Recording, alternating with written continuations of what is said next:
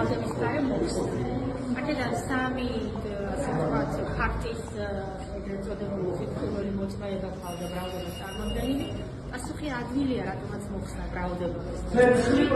ბრალდებას პოლიციელების საქმეობით დაიღალა ამათი ჩვენებების თანხმე ერთხელ არ ერთხელ ერთ-ერთს მეორე და რა თქმა უნდა დაიღალა იმით, რომ ეს მოწმეები არიან სულ ნიღბიანები და დაიღალა ჩვენი კითხვებით, რომ აი შენ რო ხარ ამ ნიღბის ქვეშ, იცი და გიჯეროთ, იცი და სწორდება რომ ეს შეხარ და არასვა, ამიტომ ამ კითხვებით ბრალდება დაიღალა.